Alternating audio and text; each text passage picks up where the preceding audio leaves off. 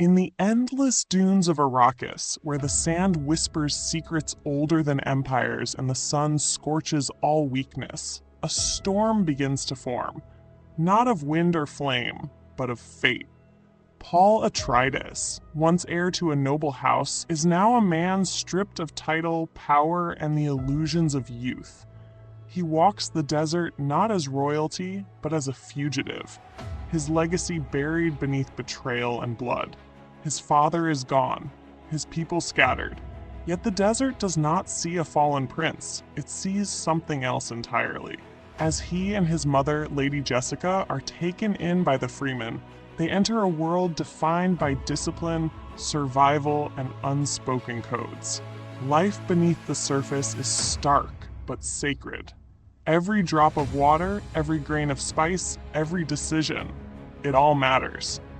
Stilgar, the tribal leader, sees something in Paul, something that both excites and terrifies him.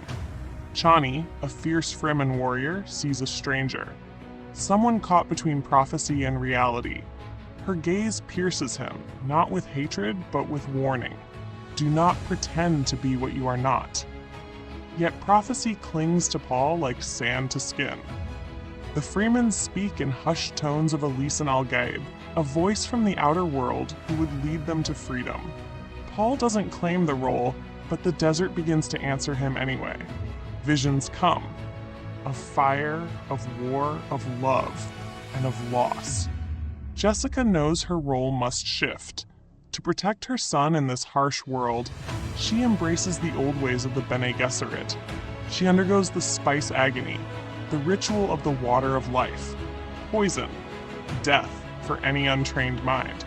But she survives, and in doing so awakens something deeper.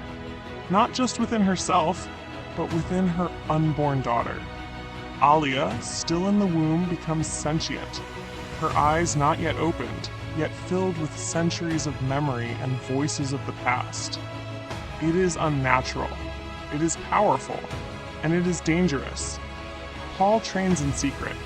He learns the rhythms of the desert, the steps that summon or silence the sandworms, the cries of the hawk that signal enemy movement, the way the Fremen fight not for glory but for survival.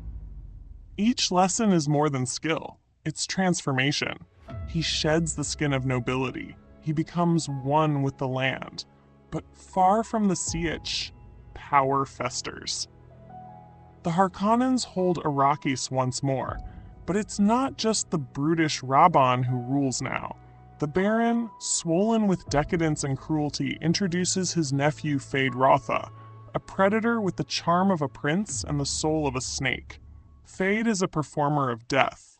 His arena becomes a theater of violence, where he slaughters not for necessity, but for applause. The Baron sees in him a future ruler, a killer who smiles.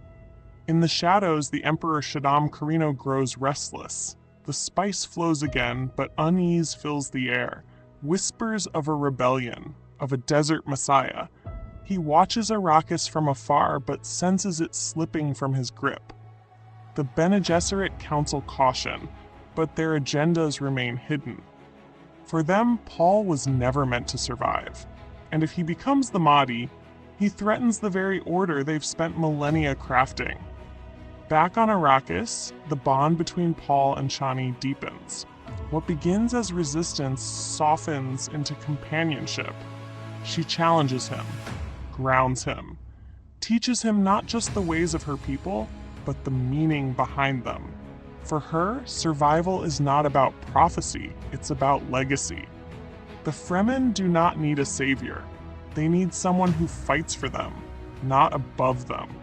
Paul begins to lead the Freemen in small raids. Precision strikes on spice convoys, surgical sabotage of Harkonnen operations. He becomes a ghost in the sand, appearing without warning, disappearing without a trace. His name spreads like wildfire. Muad'Dib, they call him. A mouse that survives the desert. A creature of myth now walking in flesh.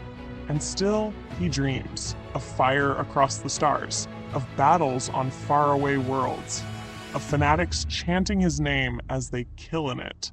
The spice has unlocked something in him, a consciousness unmoored from time. He sees futures, plural, and in most of them he sees horror, himself at the center, a reluctant god. Then a flicker of the past returns. Gurney Halleck, his old mentor once thought dead, emerges from exile.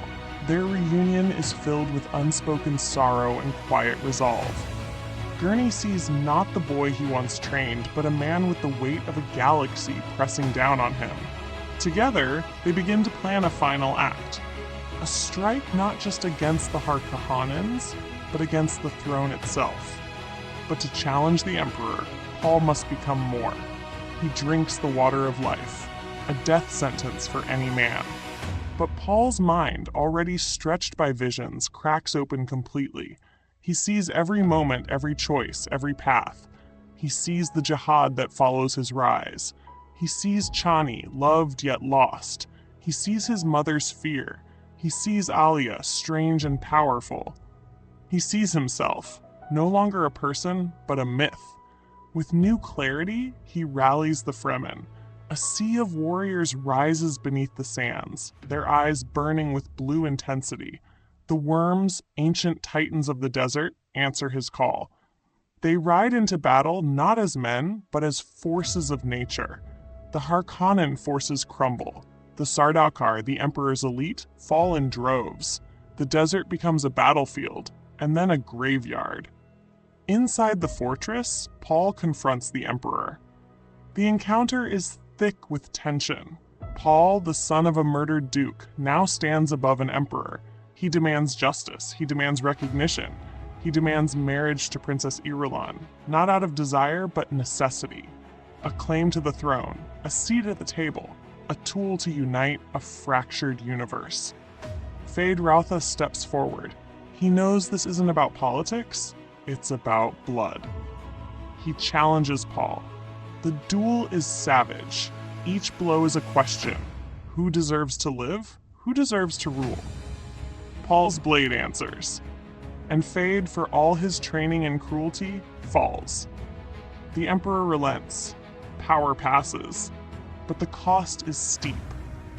Chani, watching the ceremony, feels the wedge driven between them. Paul has chosen destiny over love. He says it was the only way. She walks away, her heart breaking quietly. Not because he stopped loving her, but because he became something she no longer recognizes. Paul takes the throne. The crowd cheers. The Bene Gesserit smile. The Emperor bows.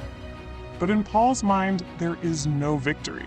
There is only the sound of war drums echoing across time. He knows what comes next. Armies marching under his banner, worlds set aflame in his name. He never asked to be a god, but that's the mask the universe gave him, and now it cannot be removed. As the final sun set over Arrakis, the desert sleeps, but uneasily. The spice flows, the worms churn, and in the silence between stars, the legend of Muad'Dib grows. Not as a tale of hope, but as a warning. Because when a man becomes myth, and a myth becomes God, mercy becomes memory. And the universe? It will remember. Total script, 5,000 words. Approximately